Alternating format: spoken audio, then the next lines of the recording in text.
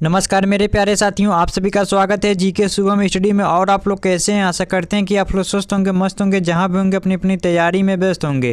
तो दोस्तों आज हम बात करने वाले हैं रेलवे एनटीपीसी से संबंधित टॉप 20 ऐसे क्वेश्चन जो कि एग्जाम की दृष्टि से देखा जाए काफ़ी इंपॉर्टेंट क्वेश्चन है। कई वर्षों से एग्जाम में भी लगातार पूछा जा रहा है।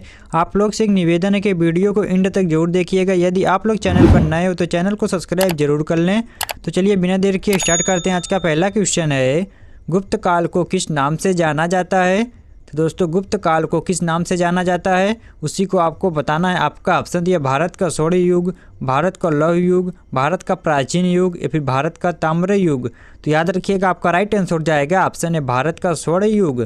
तो गुप्त काल को भारत का स्वर्ण युग नाम से जाना जाता है। तो याद रखिएगा ऑप्शन ए को लॉक कर लेते हैं। चलिए अगला क्वेश्चन देखते हैं दोस्तों, काफ़ी इंपॉर्टेंट क्वेश्चन है। किसने दीन ए इलाही को अपनाने से मना कर दिया? दोस्तों किसने दीन ए इलाही को अपनाने से मना कर दिया था? आपका ऑप्शन दिए बीरबल, टोडरमल, मान सिंह या फिर अबुल फजल। तो याद रखिएगा आपका राइट आंसर हो जाएगा ऑप्शन सी मान सिंह। तो मान सिंह दीन ए इलाही को अपनाने से मना कर दिया था। तो याद रखिएगा ऑप्शन सी को लॉक कर लेते हैं। चलिए अगला क्वेश्चन देखते हैं दोस्तों, किसने गदर पार्टी की स्थापना की?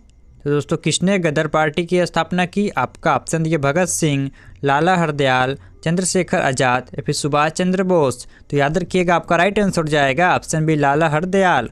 तो लाला हरदयाल गदर पार्टी की स्थापना किया था। तो याद रखिएगा ऑप्शन बी को लॉक कर लेते हैं। चलिए अगला क्वेश्चन देखते हैं दोस्तों, अखंड भारत का विचार किसने दिया था? तो दोस्तों अखंड भारत का विचार किसने दिया था? आपका ऑप्शन दिया सरदार पटेल, विनायक दामोदर सावरकर, पंडित जवाहरलाल नेहरू या फिर बाल गंगाधर तिलक। तो याद रखिएगा आपका राइट आंसर हो जाएगा ऑप्शन बी विनायक दामोदर सावरकर। तो अखंड भारत का विचार विनायक दामोदर सावरकर ने दिया था। तो याद रखिएगा ऑप्शन बी को लॉक कर लेते हैं। चलिए अगला क्वेश्चन देखते हैं दोस्तों, काफ़ी इंपॉर्टेंट क्वेश्चन है। यदि दोस्तों आप लोग को पहले से किसी भी क्वेश्चन का आंसर पता है तो आप सब उसका जवाब कमेंट बॉक्स में जरूर दीजिएगा। तो स्वदेशी आंदोलन की शुरुआत किस वर्ष हुई थी? तो दोस्तों स्वदेशी आंदोलन की शुरुआत किस वर्ष हुई थी? आपका ऑप्शन दिया 1905, 1920, 1930 या फिर 1942। तो याद रखिएगा आपका राइट आंसर हो जाएगा ऑप्शन है 1905। तो स्वदेशी आंदोलन की शुरुआत 1905 ईस्वी में किया गया था। तो याद रखिएगा ऑप्शन ए को लॉक कर लेते हैं। चलिए नेक्स्ट क्वेश्चन कर लेते हैं दोस्तों, काफ़ी इंपॉर्टेंट क्वेश्चन है, इसको ध्यान से देखिएगा। साइमन कमीशन के विरोध में किस स्वतंत्रता सेनानी की मृत्यु हुई थी? आपका ऑप्शन ये भगत सिंह, लाला लाजपत राय, चंद्रशेखर आज़ाद या फिर बटुकेश्वर दत्त। तो याद रखिएगा आपका राइट आंसर हो जाएगा ऑप्शन बी लाला लाजपत राय। तो साइमन कमीशन के विरोध में लाला लाजपत राय स्वतंत्रता सेनानी की मृत्यु हुई थी। तो याद रखिएगा ऑप्शन बी को लॉक कर लेते हैं। चलिए अगला क्वेश्चन देखते हैं, इंडियन नेशनल आर्मी की स्थापना किसने की थी? तो दोस्तों इंडियन नेशनल आर्मी की स्थापना किसने की थी? आपका ऑप्शन है सुभाष चंद्र बोस, भगत सिंह, लाला हरदयाल या फिर पंडित जवाहरलाल नेहरू। तो याद रखिएगा आपका राइट आंसर हो जाएगा ऑप्शन है सुभाष चंद्र बोस। तो इंडियन नेशनल आर्मी की स्थापना सुभाष चंद्र बोस ने किया था। तो याद रखिएगा ऑप्शन ए को लॉक कर लेते हैं। चलिए नेक्स्ट क्वेश्चन कर लेते हैं दोस्तों, अशोक ने किस युद्ध के बाद बौद्ध धर्म अपनाया था? तो दोस्तों अशोक ने किस युद्ध के बाद बौद्ध धर्म अपनाया था उसी को आपको बताना है। आपका ऑप्शन दिया है खैबर युद्ध, कलिंग युद्ध, तक्षशिला युद्ध या फिर विंध्य युद्ध। तो याद रखिएगा आपका राइट आंसर हो जाएगा ऑप्शन बी कलिंग युद्ध। तो अशोक ने कलिंग युद्ध के बाद बौद्ध धर्म अपनाया था। तो याद रखिएगा ऑप्शन बी को लॉक कर लेते हैं। चलिए नेक्स्ट क्वेश्चन कर लेते हैं दोस्तों, आप लोग जितना भी क्वेश्चन को देख रहे हैं आपके लिए काफ़ी एग्जाम में हेल्पफुल आने वाला, तो आप लोग काफ़ी ध्यान से देखिएगा। प्रयाग प्रशास्ति का लेखक कौन था? तो दोस्तों प्रयाग प्रशास्ति का लेखक कौन था? आपका ऑप्शन दिया हर्षवर्धन, बाणभट्ट, कालिदास या फिर हरिशेर। तो याद रखिएगा आपका राइट आंसर हो जाएगा ऑप्शन डी हरिशेर। तो प्रयाग प्रशास्ति का लेखक हरिशेर थे। तो याद रखिएगा ऑप्शन डी को लॉक कर लेते हैं। चलिए अगला क्वेश्चन देखते हैं दोस्तों, यदि दोस्तों आप लोग अभी तक चैनल को सब्सक्राइब और लाइक नहीं किए तो चैनल को सब्सक्राइब और लाइक जरूर कर लीजिएगा। तो मौर्य साम्राज्य में मेगस्थनीज किसके दरबार में राजदूत था?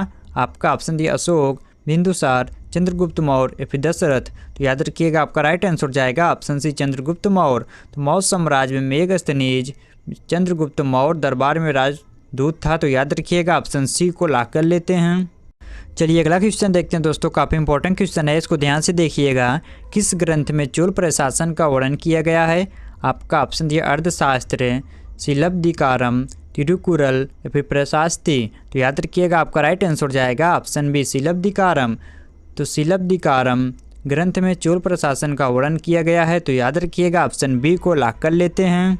चलिए अगला क्वेश्चन देखते हैं दोस्तों, काफ़ी इंपॉर्टेंट क्वेश्चन है। किस वंश के शासन काल में अलवर और न्यानार संतों का उदय हुआ? तो दोस्तों किस वंश के शासन काल में अलवर और न्यानार संतों का उदय हुआ? आपका ऑप्शन दिया गुप्त वंश, चोल वंश, पल्लव वंश या फिर मौर्य वंश। तो याद रखिएगा आपका राइट आंसर हो जाएगा ऑप्शन सी पल्लव वंश। तो पल्लव वंश के शासनकाल में अलवर और न्यानार संतों का उदय हुआ था, तो याद रखिएगा ऑप्शन सी को लॉक कर लेते हैं। चलिए अगला क्वेश्चन देखते हैं दोस्तों, काफ़ी इंपॉर्टेंट क्वेश्चन है। गुप्त शासक समुद्रगुप्त को किस उपाधि से जाना जाता है? आपका ऑप्शन दी पृथ्वीपति, लिच्छविदोहित्र, महाराजा धीराज, फिर कविराज। तो याद रखिएगा आपका राइट आंसर हो जाएगा ऑप्शन डी कविराज। तो गुप्त शासक समुद्रगुप्त को कविराज उपाधि से जाना जाता है, तो याद रखिएगा ऑप्शन डी को लॉक कर लेते हैं। चलिए अगला क्वेश्चन देखते हैं दोस्तों, बृहदेश्वर मंदिर का निर्माण किसने करवाया था? दोस्तों बृहदेश्वर मंदिर का निर्माण किसने करवाया था? आपका ऑप्शन दिया राजेंद्र चोल, विजयालय चोल, राजराजा चोल, फिर आदित्य चोल। तो याद रखिएगा आपका राइट आंसर हो जाएगा ऑप्शन सी राजराजा चोल। बृहदेश्वर मंदिर का निर्माण राजराजा चोल ने करवाया था, तो याद रखिएगा ऑप्शन सी को लॉक कर लेते हैं। चलिए अगला क्वेश्चन देखते हैं दोस्तों, पुष्पमित्र शुंग ने किस मौर्य शासक की हत्या की थी?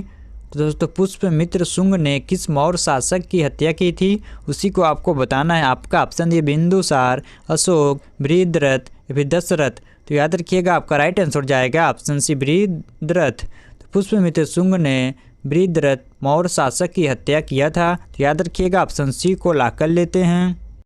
चलिए अगला क्वेश्चन देखते हैं दोस्तों, काफ़ी इंपॉर्टेंट क्वेश्चन है। दिल्ली के सुल्तान अलाउद्दीन खिलजी ने दक्षिण विजय के लिए किसे भेजा था? तो दोस्तों दिल्ली के सुल्तान अलाउद्दीन खिलजी ने दक्षिण विजय के लिए किसे भेजा था?